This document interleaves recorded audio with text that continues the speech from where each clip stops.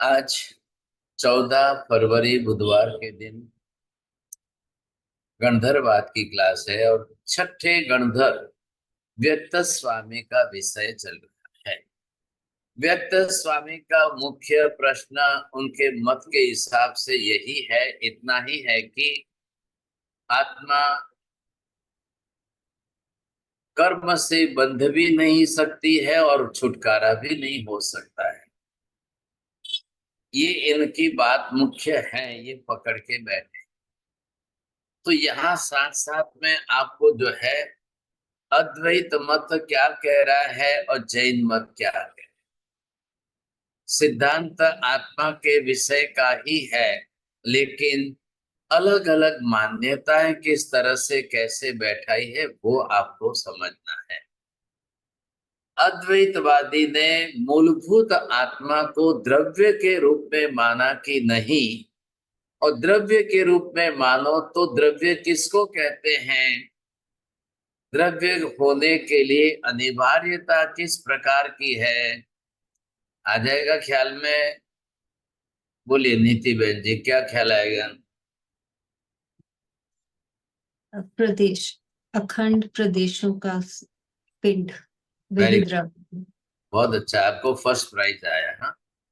हाँ हाँ, द्रव्य होने के लिए अनिवार्यता है प्रदेश समूहात्मक पिंड की। और वैसे प्रदेश अखंड हो और वो प्रदेश एक साथ में इतने असंख्य मिले जुले हुए हो तो ही वो द्रव्य है। इसलिए जैन दर्शन ने व्याख्या क्या दी है? यद यद अस्ति कायात्मकम तद एव द्रव्यम, यद यद द्रव्यम तदेव अवश्यम अस्ति कायात्मकम एव। बोलो हंसाबेन, बोल सो। हाँ, जो जो अस्थि कायात्मक है वो ही द्रव्य है, और जो जो द्रव्य है वो अस्थि कायात्मक ही है। वेरी गुड, बहुत अच्छा है। बोलिए मेहता जी, बोलिए, ख्याल में आ गया आपको? जी साहब, जो जो अस्थि कायात्मक है वो ही द्रव्य है, और जो जो द्रव्य है वो अस्थि कायात्मक ही है। बरोबर है, अनिवार्य रूप हो गया। मतलब जो अस्थि कायात्मक, मतलब अस्थि कायात्मक का मतलब क्या हुआ विपुल जी? मतलब हमारा साहब अस्तित्व है उसका। फिर आज वही बात आई, आप भी नींद में हो कि क्या बात है? इतना तो समझा रहा हूं। काय शब्द का अर्थ है प्रदेश समूहात्मक स्वरूप। ऐसा अस्तित्व प्रदेश समूहात्मक स्वरूप में जिसका अस्तित्व है वही द्रव्य है, नहीं तो नहीं है। जो प्रदेश समूहात्मक पिंड नहीं है वह द्रव्य ही नहीं है। लेकिन ये जैन दर्शन की मान्यता है, अद्वैतवादी ऐसा नहीं मानते हैं। और फिर भी नैयायिकों ने, वैशेषिकों ने आत्मा को 9 द्रव्य की सूची में द्रव्य कहा है। ये भी आश्चर्य की बात है। वहां उनका ग्रंथ है ना, न्याय सिद्धांत मुक्तावली तर्क संग्रह, ये उनके मुख्य दार्शनिक ग्रंथ है, लॉजिक के ग्रंथ है। लेकिन इन ग्रंथों के अंदर वहां जो डेफिनेशन है वो प्रदेश समूहात्मक पिंड रूप में द्रव्य की नहीं है। उन्होंने वहां पर आत्मा को द्रव्य गिना है जरूर, लेकिन उसके ऊपर कोई विशेषता नहीं बताई, कुछ भी नहीं। ध्यान में रखिए। अब जिस तरह से प्रदेश समूहात्मक पिंड जो बताया गया है उसका क्या करें, उसका कैसे करें? तो ये जो विशेषता है इसकी मुख्य बात की गई यहाँ पर। तो यहाँ आत्मा द्रव्य अनिवार्य है, और द्रव्य है तो प्रदेश समूहात्मक पिंड अनिवार्य है, और प्रदेश समूह है तो द्रव्य है। इसलिए आत्मा काल्पनिक नहीं है, आत्मा वास्तविक ही है। ये बात पहले समझ के चलना है आपको। बोलिए साहब, अतुल जी बोलेंगे आप? नहीं, अच्छा ठीक है, बोलिए नीति बहन जी। जी महाराज साहब, कि जो आत्मा है वह अखंड प्रदेश समूहात्मक पिंड द्रव्य है, इसलिए वह काल्पनिक नहीं है, वास्तविक है। हाँ जी, अब बात क्या आई इनके अंदर, अद्वैत वेदांत के अंदर और जैन दर्शन के मत में मूलभूत मौलिक अंतर क्या है, क्या मूलभूत फर्क है, ये पहले आपको समझना है ना। तो यहाँ आपको समझ में आ जाएगा कि आत्मा द्रव्य अवश्य है। अब कल जैसा कि हमने सुना था, जो द्रव्य है अनिवार्य रूप में गुण वाला ही है, गुणात्मक ही है, बिना गुण का कोई द्रव्य होता ही नहीं है। गुण रहित द्रव्य संभव ही नहीं है। कह रहे हैं, अब ये अद्वैतवादी कह रहे हैं कि मूल में आत्मा में गुण होते ही नहीं है। अब जब आत्मा में गुण है ही नहीं तो वो विगुण कहते हैं, गुण रहित निर्गुण कहते हैं। भाई साहब ये बताइए, आत्मा में जब गुण नहीं है तो ज्ञान दर्शन आदि आत्मा के गुण बाहर कहाँ रहते हैं, आत्मा से बाहर कहाँ रहते हैं? क्या द्रव्य के बिना गुण बाहर रह सकते हैं?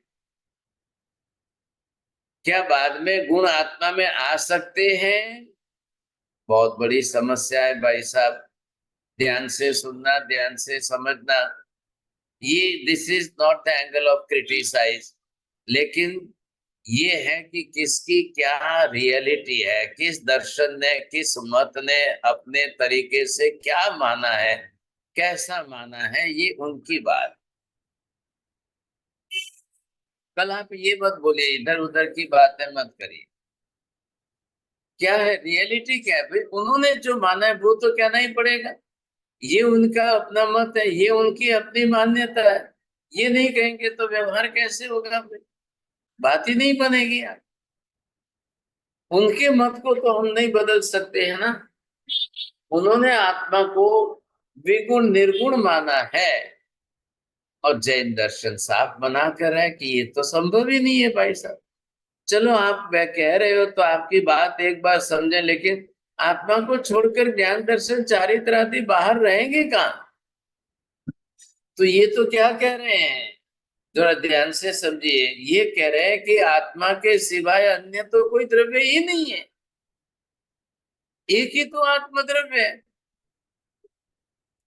वही विभु है, वही व्यापक है, वही विशाल है, वही सब कुछ है, तो फिर गुण रहेंगे कहाँ? और अगर आत्मा को छोड़कर बाहर नहीं रहेंगे तो आएंगे कहाँ से? आएंगे बाहर से, कहां से आएंगे? तो यहाँ जो बात है कि ये विगुण, अब देखिए जैन दर्शन जो है अपनी तरह से इनको काउंटर आर्ग्यूमेंट करेंगे तो ही तो प्रश्न समझाएंगे, नहीं तो कैसे समझाएंगे? काउंटर आर्ग्यूमेंट ही नहीं करेंगे तो कैसे समझाएंगे? प्रश्न तो पूछना ही पड़ेगा, इसमें तो कोई दो राय नहीं। आपने ये पहले विगुण मान रहे और बाद में गुण वाला मान रहे, बाद में गुण आते हैं। अरे भाई साहब, तो यही तो बोलो, या तो एक पक्ष पर स्थिर रहो कि अनंत अनंत काल तक हमेशा के लिए आत्मा विगुण विगुण विगुण, गुण रहित गुण रहित गुण रहित होती है, ऐसा ही मानो। वो भी ना बोलते, नहीं नहीं नहीं नहीं नहीं नहीं, पहले आत्मा गुण रहित होता है, बाद में गुण आ जाते। ये कैसी बात है? तो गुण कहाँ से आएंगे? मतलब आते हैं तो आपको मतलब गुण का अस्तित्व तो मानना है ना। तो द्रव्य अलग मानो, गुण रहित मानो, पहले द्रव्य को और गुण को अलग से द्रव्य रहित मानकर अलग मानो। अब आप तो बोलते हो कि आत्मा के सिवाय कुछ है ही नहीं, एकमेव अद्वितीय ब्रह्म, नेह नानास्ति किंचन। शंकर मत के अद्वैतवाद का ब्रह्म सूत्र के ये दो सूत्र मैंने बोले, आपको ध्यान नहीं है मैं समझता हूं, लेकिन उन्होंने दिए हुए ये दो बड़े सूत्र हैं। अब इसका क्या अर्थ करना? तो ये मतलब ऐसे कॉन्ट्रास्ट हो रहे, परस्पर विरोधाभासी बात के वो नियम हो रहे, सूत्र बन रहे हैं। तो आपने ऐसे परस्पर विरोधाभासी सूत्र बना करके कैसे किया? व्यवस्था ही नहीं बैठ रही, मूलभूत रूप से अंदर पदार्थों की व्यवस्था नहीं बैठ पा रही। ध्यान से समझिए, जब तक केवल ज्ञान नहीं होता है वहां तक बिना केवल ज्ञान के अव्यवस्था ही होती है। त्रिकाल नित्य शाश्वत अंतिम सत्यात्मक सिद्धांत की स्थापना बिना केवली के कोई कर ही नहीं सकता है, संभव ही नहीं है। ये बात आपको ध्यान में रखनी बहुत जरूरी है। बोलिए मीना बहन जी, बोलिए।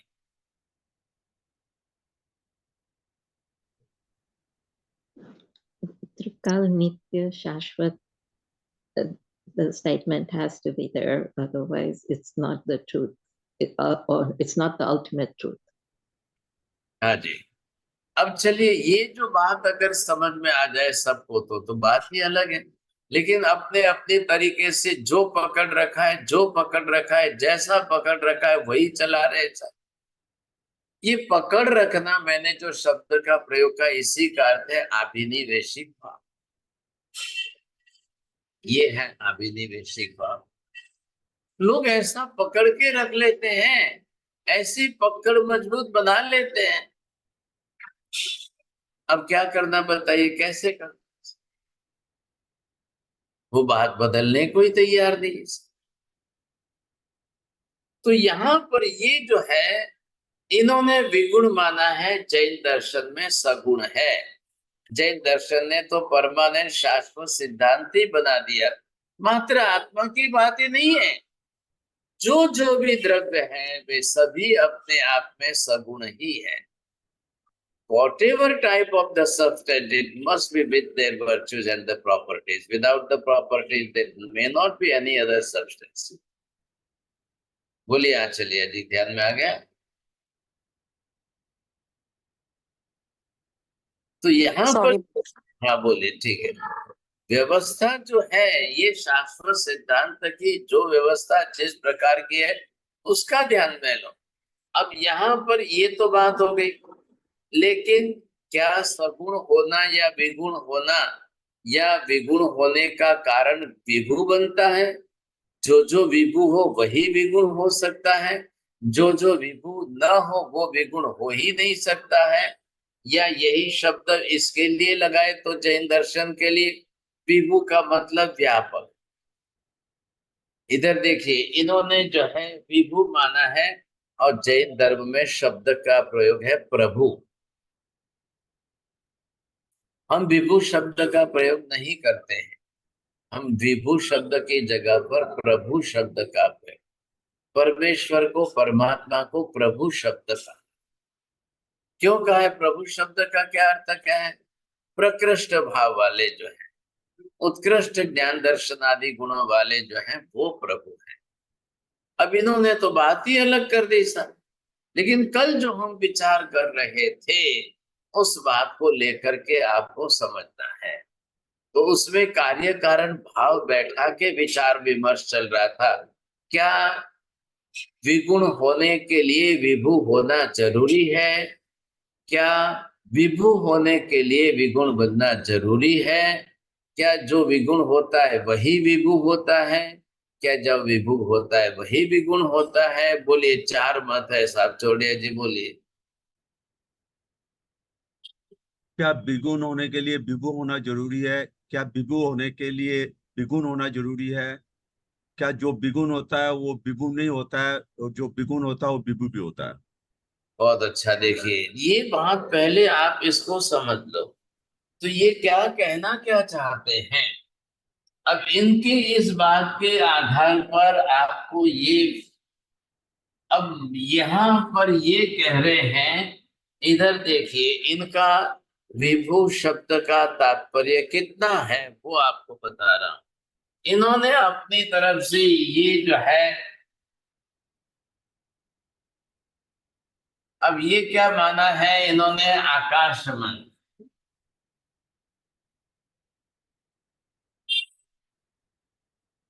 जितना बड़ा आकाश है उतना ही बड़ा आत्मा भी है। इतना जो है उन्होंने व्यापक अर्थ करके ये दे दिया है। अब ये आत्मा है अंदर वाली, तो आत्मा कहाँ तक फैली हुई है?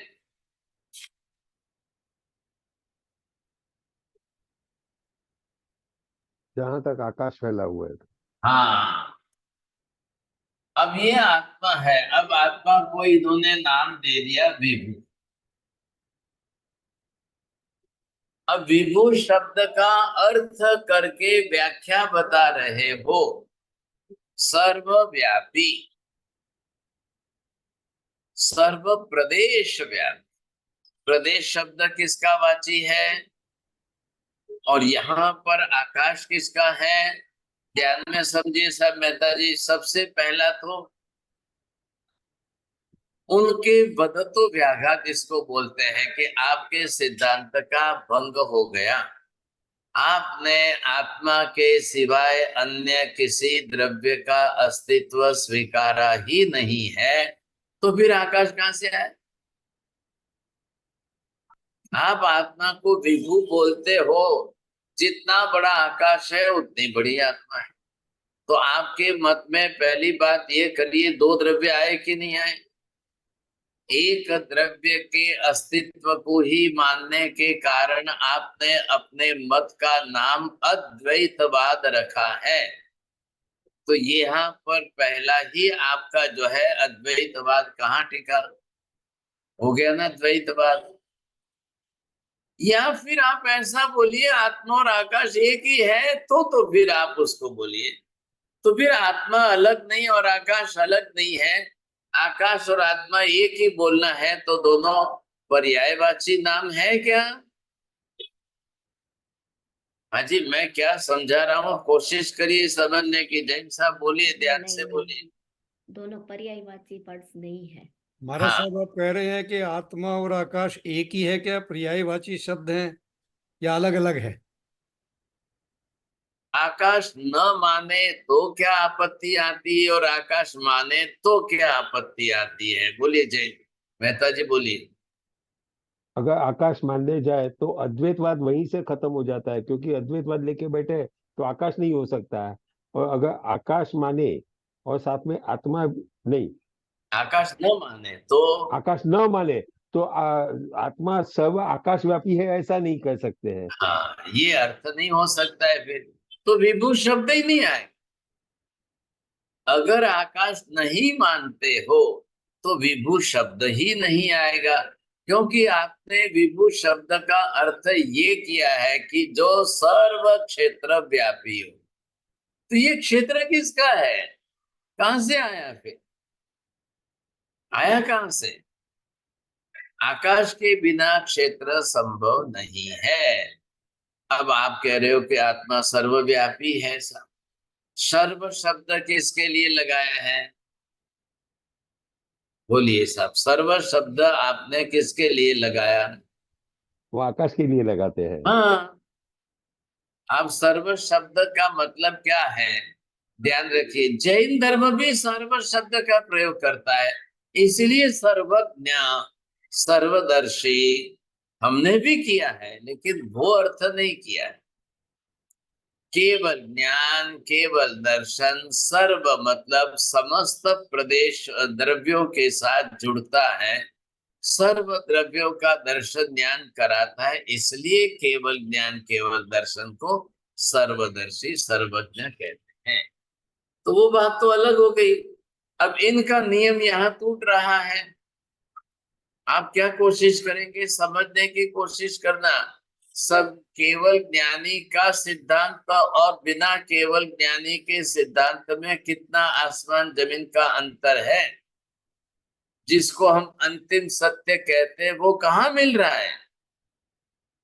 अंतिम सत्यात्मक सिद्धांत, ये समझने की कोशिश करो तो आपको जो ऐसा अंतिम सत्यात्मक सिद्धांत प्रस्तुत करने वाले जो केवल ज्ञानी है, उनकी केवल ज्ञान की गरिमा समझ में आएगी।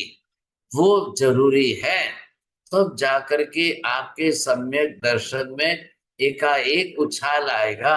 सम्यक दर्शन की प्रतिशत मात्रा 10 से सीधी 100 तक पहुंच जाती। ये फायदा इस ऐसे ज्ञान का है। आप समझ गए ना? आपको ऐसा कभी फील नहीं होगा अरे अरे हम तो क्लास में फालतू बैठे, हमारा तो टाइम वेस्ट जा रहा है, टाइम बिगड़ रहा है। You will never realise this. आपको एक सत्य समझ में आ जाए ना, फिर आपको आनंद आ जाएगा। एक सत्य समझ में आ जाए तो इतना आनंद आएगा, और फिर लगेगा अरे अरे फिजूल में हम इनके असत्यों को समझने में हमारा जीवन बिगाड़ रहे हैं। ऐसी ऐसी असत्यों से भरी हुई फालतू की मान्यताओं में हमने अपना जीवन बिगाड़ा, ये नुकसान हुआ हमारा। जबकि जगत के अंदर ऐसे केवल ज्ञानी है कि जो जगत को अंतिम सत्यात्मक सिद्धांत दे रहे हैं। तो ये आप बातें कैसे कर रहे हो? ऐसी बात आपकी जो भी हो रही है वो सत्यात्मक नहीं ठहर, वो सत्य सिद्ध नहीं हो रही है। ये बात ध्यान में लीजिए, आप समझे कि नहीं? तो बरोबर आपको ख्याल में आ जाएगा।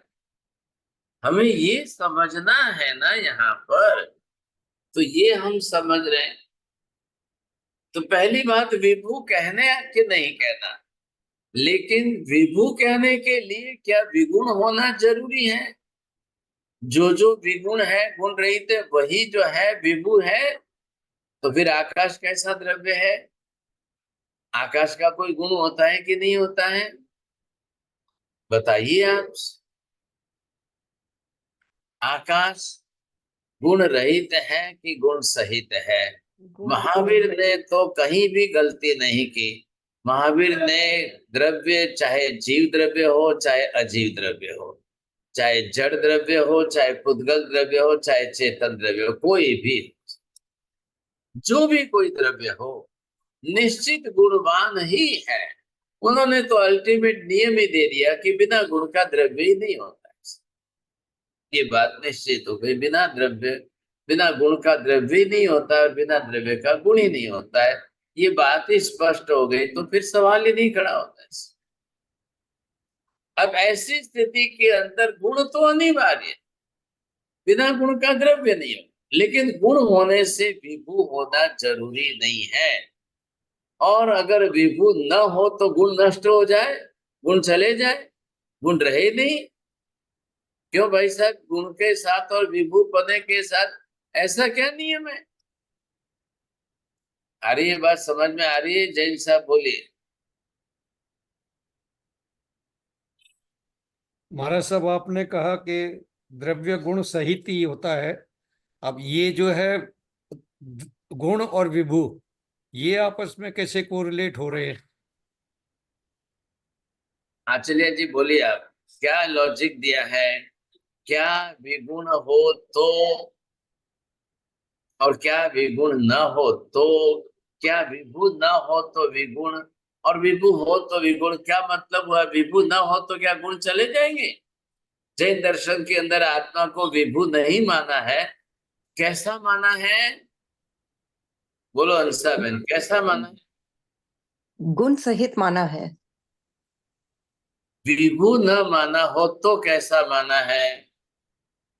प्रभु प्रभु माना है। देहव्यापी माना है। देव देहव्यापी। बस बस बस बस, विभू का इनका मानना है विभू, लेकिन जैन दर्शन में आत्मा को देह व्यापी, इनका कहना है आकाश व्यापी, सर्वव्यापी। क्या लाया? जबकि बात बैठती तो नहीं है, सिद्धांत बैठ नहीं रहा है। और जैन धर्म के सिद्धांत से देह व्यापी आत्मा, ये सिद्धांत बरोबर बैठता है। अब बताइए छोड़िए जी, पहले देह रहेगा कि पहले आत्मा रहेगी, कि पहले आत्मा रहेगी तब देह बनेगा, कि पहले देह रहेगा तब आत्मा बनेगी? क्या बात है इसके अंदर? पहले आत्मा रहेगी, आत्मा ही तो शरीर बनाती है। बताइए आचार्य जी, बिना आत्मा के शरीर और बिना शरीर की आत्मा। बिना आत्मा के तो शरीर रहेगा नहीं, आत्मा है तो ही शरीर रहेगा। हाँ जी, बिना आत्मा का शरीर जो है रहेगा नहीं, और बिना शरीर की आत्मा सिर्फ मोक्ष में ही रहती है। ख्याल आया? तो मोक्ष में रहने पर भी आत्मा विभू बनती है क्या? कि जो जो मोक्ष में हो तो ही विभू हो, ऐसा कोई नियम है क्या? बोलिए नीति बहन जी, ख्याल आ रहा है आपको? जी नहीं महाराज साहब, ऐसा कोई नियम नहीं है कि जो आत्मा मोक्ष में है वो विभू हो, ऐसा नहीं है। मोक्ष होने का मतलब आत्मा का विभू होना, विभू न होना, इससे कोई मतलब। मोक्ष होने का मतलब आत्मा का अशरीरी होना जरूरी है। लेकिन ध्यान रखिए, अशरीरी होने पर, शरीर न रहने पर भी आत्मा सर्वव्यापी नहीं बनती। ख्याल आ गया ना? जैन धर्म के सिद्धांत जो आप सीखे हुए समझे, वो भी ध्यान में रखो। सदंतर सर्वथा सदा के लिए शरीर छूट भी जाए, न भी रहे, तो भी आत्मा विभू नहीं बनती है। इस अर्थ में, इनके अर्थ में सर्वव्यापी नहीं बनती है। हाँ जी, आगे समझिए ध्यान से, थोड़ा ध्यान देना। और जब आत्मा को विभू बनना हो तो आत्मा बन सकती है। अरे ये बात ध्यान में बोलिए सब। जब आत्मा चाहे तो वो विभू व्यापक बन भी सकती है, लेकिन कितनी व्यापक बनेगी, इनके हिसाब से तो बात बैठ ही नहीं रही है। इतना बड़ा आकाश कहां से आएगा? पहले ये अर्थ, पहले शब्द बरोबर सेट करिए, तब तभी आपको बात दिमाग में बैठेगी। नाटा जी बोलिए। हाँ जी, इधर देखिए। अब यहाँ पर ये है कि जब ये तो आकाश बाहर का है और ये लोकाकाश है। अब लोकाकाश में भी आत्मा को जब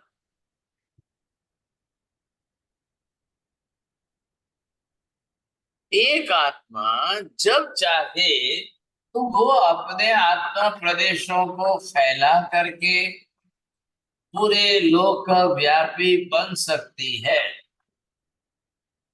हाँ जी, ये मैंने बनाया।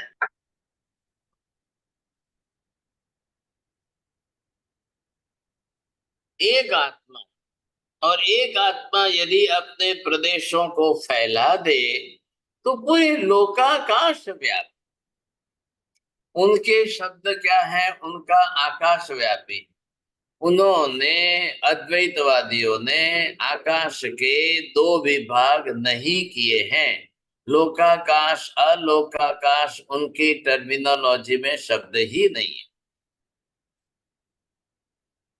अब ये तो आकाश को मानते नहीं है। आकाश का आत्मा से अलग अन्य स्वतंत्र अस्तित्व माने तो इनका अद्वैतपना चला जाता है। नहीं मानते हुए भी सर्व शब्द का प्रयोग करके सर्वव्यापी शब्द बोल रहे हैं। ये कैसी विडंबना है? इधर क्या दिया है? जैन दर्शन के अनुसार आत्मा जब सर्व आकाश व्यापी बन जाए तो कौन सा है ये आकाश? लोकाकाश। ये जो नाम दिया है लोकाकाश,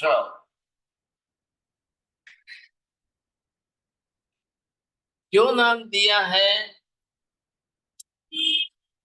क्योंकि लोकाकाश से बाहर जो है, ये बाहर का अलोकाकाश जो है वो तो बहुत बड़ा है।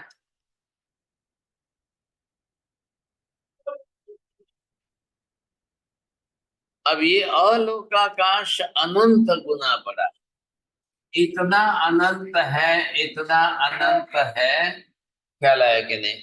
और बात यह है कि ये लोक की जो सीमा है, इसके बाहर न तो आत्मा का एक भी प्रदेश जा सकता है, न बाहर का प्रदेश कोई अंदर आ सकता है। ये संभव नहीं है। बोलिए लीला बहन जी, बोलिए, शब्द बोलो। जी, लोकाकाश के बाहर, अलोकाकाश के बाहर का एक भी मतलब प्रदेश लोक में आ नहीं सकता है, और एक भी प्रदेश अलोक में जा नहीं सकता है। अलोकाकाश में, अलोकाकाश का दोनों बरोबर बैठा, ये व्यवस्था, नियम क्या है? मीना बहन जी बोलिए। लोकाकाश का एक भी प्रदेश लो, लोक आकाश में नहीं जाता और अलोक आकाश का एक भी प्रदेश लोक आकाश में नहीं आता।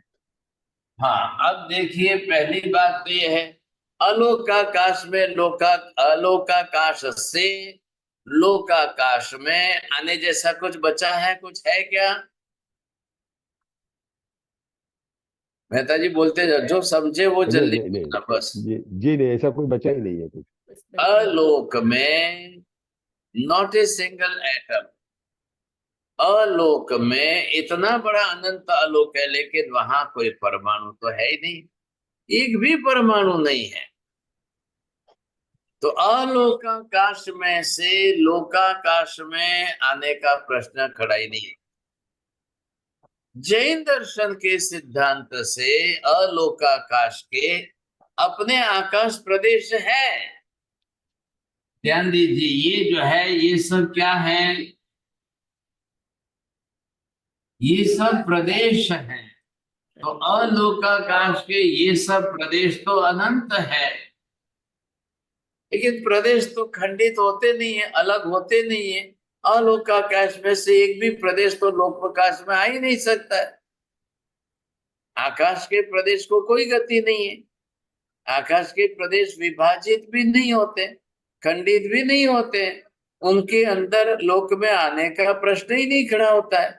दूसरी बात, थोड़ा ध्यान दीजिए यहाँ पर, यही जो प्रदेश है अंदर भी वही है, लोक के अंदर भी वही प्रदेश है, ठीक वैसी ही रचना है। अब बिल्कुल कोई फर्क ही नहीं पड़ रहा है इनका। तो यहाँ ये प्रदेश अलोकाकाश के बाहर के और ये अंदर के लोकाकाश के, एक तो प्रदेश विभाजित नहीं होते, खंडित नहीं होते, नंबर 2 प्रदेश में गति नहीं है, वो अंदर आएंगे नहीं, तो बाहर जाना अंदर आना कोई प्रश्न ही नहीं खड़ा होता है। हाँ जी, लोकाकाश के अंदर अनंत अनंत प्रदेश जो मूल स्कंद से विघटित होकर अलग हो चुके वे परमाणु या ऐसे परमाणु अनंत अनंत है। बोलिए आंचलिया जी, ख्याल आ गया है? बड़ा साहब, आपने तो फर्स्ट पॉइंट बताया था कि लोकाकाश के एक भी प्रदेश कभी विभाजित या खंडित नहीं होते, और सेकंड बताया था कि लोकाकाश में अनंत अनंत प्रदेश है, लेकिन वो मूल स्कंद का, देन आई डिडंट गेट मारा साहब। चलो चलो फिर से समझो। अभी आपने पहला सेंटेंस गलत बोल दिया। आकाश द्रव्य अखंड है, इसलिए लोकाकाश के प्रदेश का भी खंडित नहीं होता है, और लोकाकाश के प्रदेश का भी खंडन होकर के अलग विभाजित नहीं होता है। हाँ, अब मैंने बात किसकी, पुद्गल द्रव्य जो है जिसके प्रदेश खंडित होकर के लोकाकाश के अंदर अनंत अनंत है, जो प्रदेश स्कंद से खंडित होकर अलग हो गए वही तो परमाणु कहलाते हैं। ऐसे परमाणु पूरे लोक में अनंत अनंत है। अब समझ में आ गई बात? बोलिए आशा बहन जी, बोलो। आपने बताया कि लोकाकाश और अलोकाकाश के प्रदेश अखंड है, वो कभी विभाजित होते ही नहीं है, लेकिन लोकाकाश के अंदर जो स्कंद से अलग होकर जो परमाणु बनते हैं वो पुद्गल के परमाणु अनंत अनंत है। ऐसे जो पुद्गल के परमाणु अनंत अनंत है, उनके अंदर अपनी गति है। समझ गए? सभी परमाणुओं में गति है। परमाणु के अंदर गति होने के कारण the atom can be travel from one area of the लोक द होल कॉस्मोस, तो वो पूरे कहीं पर भी ट्रेवल कर सकते हैं। लोक के अंदर परमाणुओं की गति भी है, but not a single atom can come outside of the boundary of the whole cosmos, the लोक के। तो लोकाकाश के बाहर तो उसका एक भी प्रदेश जा नहीं सकता है। क्यों नहीं जा सकता है? क्या कारण है चोटिया जी, बताइए। महासाव धर्मास्तिकाएं वहां नहीं है ना अलोकाश में। हाँ हाँ, कोई दीवार बनी हुई नहीं है, कोई इतनी बड़ी दीवार कोई बनी हुई नहीं है साहब, वॉल नहीं है। लेकिन यहां से एक भी परमाणु को बाहर जाना हो तो पहले गति सहायक द्रव्य धर्मास्तिकाय होना बहुत जरूरी। लोकाकाश में धर्मास्तिकाय गति सहायक द्रव्य है। ध्यान से शब्द सुनना, गति कारक द्रव्य नहीं है, गति सहायक द्रव्य। कोई परमाणु को धक्का लगाकर बाहर फेंकता नहीं है, चला, और बाहर धर्मास्तिकाय नहीं है तो एक भी परमाणु बाहर जा ही नहीं सकता है।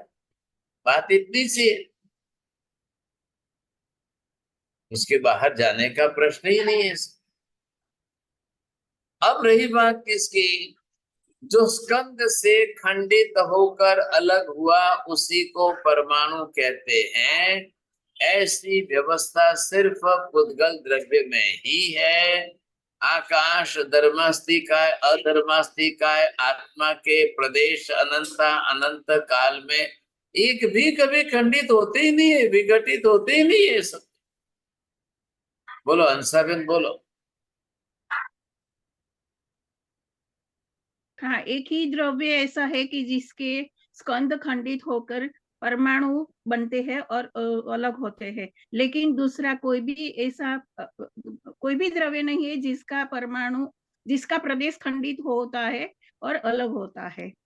जी हाँ, आ गई बात समझ में। अब व्यवस्था देखिए, पहली बात पदार्थ व्यवस्था के ऊपर ही सिद्धांत का आधार है। आ रही बात समझ में। इनके भी क्या है, ये जो इनकी विभू व्यापक वगैरह सारी जो है पदार्थ व्यवस्था का ही प्रश्न आ रहा है। तो जिस किसी भी दर्शन ने, जिस किसी भी धर्म ने मूलभूत अपने मौलिक पदार्थों की व्यवस्था में ही अंतिम सत्यात्मक सिद्धांत नहीं लाया, उनकी सारी व्यवस्था आगे चलकर गड़बड़ हो जाती है, वो बरोबर अखंड नहीं बैठ पाती हैं। ये बोलिए जल्दी, नीति बहन जी बोलो, टाइम जा।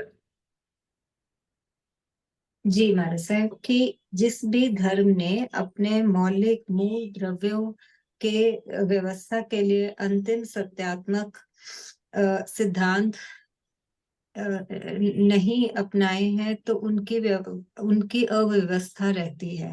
हाँ, उनकी जो है मौलिक मूलभूत पदार्थों की व्यवस्था अगर आपने सही नहीं बनाई फिर गड़बड़ हो जाएगी, फिर सब बिगड़ जाएगा, वो लंबा नहीं चलेगा, वो लंबे टाइम तक नहीं चलेगा। और ऐसे अंतिम सत्यात्मक न हो और ऐसे असत्यात्मक सिद्धांत बना करके पकड़ के रखना, उसी अभिनिवेशिक भाव को मिथ्यात्व कहते हैं।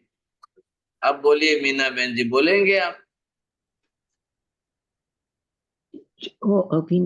जो अपने ही मत को टिका के रखते, वो अभिनिवेशिक भाव है। हाँ जी बोलिए, हंसा बहन बोलो। हाँ, जो मौलिक मूलभूत द्रव्यों की जो अंतिम सत्यात्मक है उसको वो नहीं स्वीकारते और दूसरे की पकड़ के रखते हैं जो, तो वो अभिनिवेशिक। शब्द इधर उधर मत करो, बिगड़ जाता है मामला। बोलिए सर, जय साहब बोलिए, बैठाइए।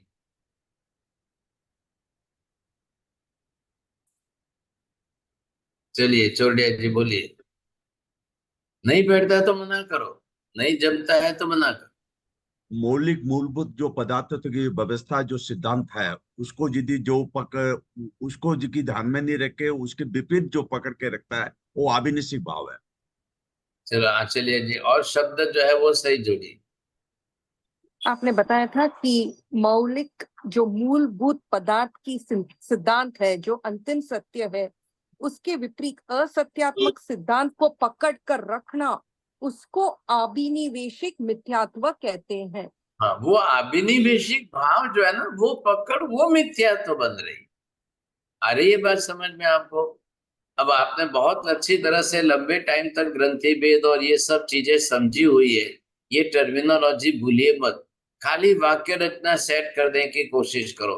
हमने सम्यक दर्शन प्राप्त कर लिया है, तो now this is our very first duty, हमारा पहला मुख्य कर्तव्य है कि जिनके भी सिद्धांत अंतिम सत्यात्मक नहीं है उनको हम न माने, उनको हम पकड़ के न, और जिन्होंने ऐसा पकड़ के रख लिया है उनका मिथ्यात्व हो गया, वो मिथ्यात्वी बन गए। बस इधर ही महत्ता है। केवल ज्ञानी की मुख्य आवश्यकता यहाँ पर है। जो सर्वज्ञ है, जो ऐसे केवल ज्ञानी है, उनका मुख्य आधार यहाँ इस बात पर है, आपने क्या पकड़ा है, आपने कैसी बात पकड़ के रखी है, उस पर ध्यान। जो कसौटी पर खरी उतरे ही नहीं, जिनके एक एक वाक्य, एक एक सिद्धांत अंतिम सत्यात्मक सिद्धांत की कसौटी पर खरे न उतरे, वो असत्यात्मक है। ऐसे असत्यों से हमें सावधान रहना है। लेकिन उनके असत्य है ये जानना तो पड़ेगा कि नहीं। उनके सिद्धांत असत्य है, क्यों असत्य है? भाई हमारे कहने से या किसी के कहने से असत्य नहीं है, वो तो उसको असत्य नहीं मानेंगे, वो तो सत्य ही कहेंगे। लेकिन जब आप सत्य समझोगे, सत्य समझ करके असत्य को अलग विभाजित करोगे, सत्य असत्य का विवेक करना आपको आ जाएगा, तब जाकर के असत्य से दूर कैसे रहना, बचकर कैसे रहना, ये आपकी सम्यक बुद्धि का काम होगा। इसीलिए तो मैं क्लास चला रहा हूं। मेरे क्लास चलाने का मेन इंटेंशन ही है, मेरे को मेरे ज्ञान दर्शन में, मेरे विजन में जो क्लैरिटी आ गई है, इसलिए मैं आपको एक एक शब्द पकड़ पकड़ कर घुटा रहा हूं। आपका एक शब्द इधर उधर हो जाए तो मुझे ख्याल आ गया कि हाँ नहीं नहीं नहीं नहीं ये गड़बड़ हो रही है साथ में, और वो आपको मेहनत करनी है बस। अब ये ध्यान रख लो, आपको ये परिश्रम अनिवार्य रूप से करना है। मैं तो चाहता हूं, ऐसा चाहता हूं कि ये गंधर्वाद है ना प्रतिदिन चलाया जाए। मुझे इला बहन जी ने 2 बार सलाह दी थी कि महाराज रोज 2-2 घंटे गंधर्वाद ही चलाओ। अब मैं क्या करूं बताइए साहब, ये फिर आपकी भी तो क्षमता होनी तो चाहिए ना सर। क्या लाया कि नहीं? मैं तो भाई साहब देखो, जन्म से मैंने चाय कॉफी चाखी नहीं है, मेरे तो पचकान है। अब ये चोरडिया जी चाय छोड़ने वाले नहीं है, और मैं रोज 2-2 घंटे अगर यही चलाऊं तो ये क्लास पूरी होने के बाद चोरडिया जी फोन करते, महाराज साहब बहुत कठिन है, बहुत कठिन है, बहुत गहरा विषय, बहुत। मैं क्या करूं बताइए। अब इतना सही, हमारी गाड़ी ये स्लो गाड़ी है ना, बहुत धीरे से चलती है। अब मैं क्या करूं, धीरे से तो धीरे से चलो भाई। हम तो धन्यवाद देते जैन फाउंडेशन वालों ने कि टाइम लिमिट की इतनी छूट दे रखी है, इतनी छूट देख रही। वो जब नहीं नहीं कहते हैं तब चला रहे हैं, और इसके बिना चल ही नहीं सकती है। मैं फट अगर बोल जाऊं ना तो मुझे क्या फर्क पड़ता है, मैं तो एक 5-10 क्लास में पूरा कर दूं भाई साहब। क्यों 2-2 बरस चला रहे हैं हम? इतना गहरा सिद्धांत है, इतना गहरा सिद्धांत है। और ये सिद्धांत है ना, पदार्थ विज्ञान के सिद्धांत ही हमारे सम्यक दर्शन को बिल्कुल सॉलिड कर सकेंगे, बाकी दुनिया में कोई नहीं करेगा। ये बात भी पत्थर की लकीर समझ लो। इसलिए जितनी मेहनत करनी है ना, उतनी पदार्थ विज्ञान में मेहनत करो। मैं भी मानता हूं सबसे कठिन है, लेकिन अब चोरडिया जी को अक्कल आ गई कि हाँ साहब ये तो सीए की एग्जाम से तो बहुत ज्यादा कठिन। बहुत कठिन है, बहुत कठिन है, बहुत कठिन है। सीए की एग्जाम तो कुछ भी नहीं है। फर्स्ट अटेम्प्ट में पास करो या 10 अटेम्प्ट में पास करो, एक क्लास मेरे को आप पदार्थ विज्ञान की पास करके दिखा दो आप। बहुत कठिन। तो ये जो है ना, सारा सत्य इसी में घुटा गया है। हमको रोज केवल ज्ञानी भगवान का इतना अनंत उपकार याद आए कि भगवान बहुत बड़ा उपकार किया है। अब अक्कल आती है कि भगवान ने, परमात्मा ने कितना बड़ा उपकार किया, कितना बड़ा उपकार किया। हमारी तो अक्कल वहां तक पहुंचती नहीं है। अब वो तो अनंत ज्ञानी है और हम उनके अनंतवे भाग के ही ज्ञानी। फिर भी हम बूंद बूंद करके सरोवर भरने की कोशिश करें, चलो चलो चलो चलो पुरुषार्थ करो पुरुषार्थ करो। प्रबल मेहनत करो। मैं एक बात कह देता हूँ भाई साहब, कभी पुण्य से ऐसे ज्ञान नहीं बढ़ जाएगा। आप पूरी पुस्तक का है ना, वो तकिया बनाकर सो जाओ, ज्ञान अंदर नहीं आ जाएगा। ये तो भगीरथ पुरुषार्थ। आयम्बिल उपवास करते हैं ना, वो तो बहुत आसान है। ये मेहनत, ज्ञान की साधना, उपासना करने की जो तपस्या है, बहुत कठिन तपस्या, बहुत कठिन तपस्या। चलो बोलिए साहब, जैन साहब, क्या हुआ? समय बीत रहा है, देखो अब मैं क्या करूं। महाराज साहब, बहुत बार क्वेश्चन आता है कि ये धर्मास्तिकाय, अधर्मास्तिकाय, रकास्तिकाय में जो प्रदेश हैं वो पुद्गल को क्यों ग्रहण नहीं करते हैं। वो फिर क्वेश्चन रह जाता है कई बारी। मैं बाकी हाँ, एक मिनट, एक धर्मास्तिकाय, अधर्मास्तिकाय, आकाशास्तिकाय के अंदर कोई ऐसा स्पर्श गुण नहीं है स्निग्धता नहीं है जो पुद्गल को ग्रहण करके चिपक जाए या ले ले। आत्मा में भी नहीं है, ध्यान रखिए। आत्मा में भी नहीं है। आत्मा के प्रदेश और आकाश के प्रदेश में कोई फर्क नहीं है। खाली पुद्गल में ही तो ये स्पर्श गुण है। लेकिन पुद्गल के अंदर स्पर्श गुण होते हुए भी वही पुद्गल जो आत्मा प्रदेशों के साथ चिपक सकता है, वो आकाश प्रदेशों के साथ क्यों नहीं चिपक सकता है?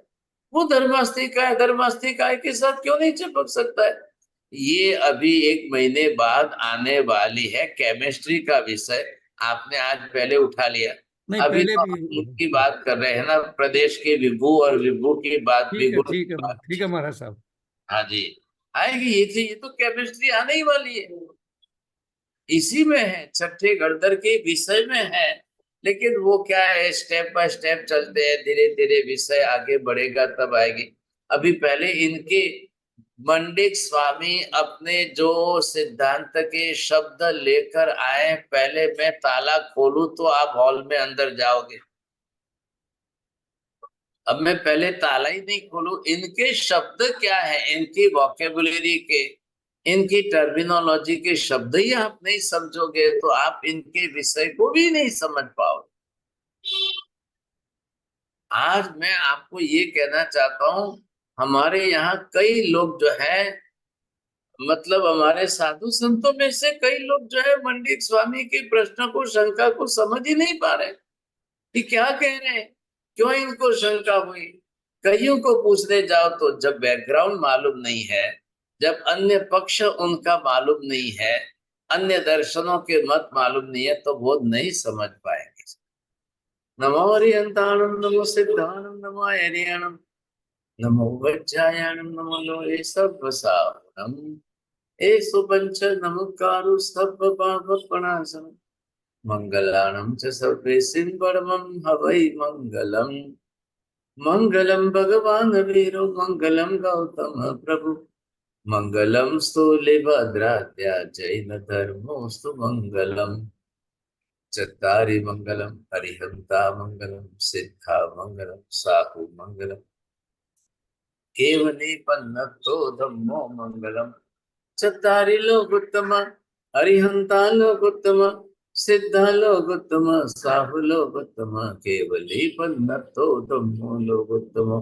चत्तारि शरणं प्रव्रजामि, हरिहन्ते शरणं प्रव्रजामि, सिद्धे शरणं प्रव्रजामि, साहु शरणं प्रव्रजामि, केवली पन्नतं धम्मं शरणं प्रव्रजामि।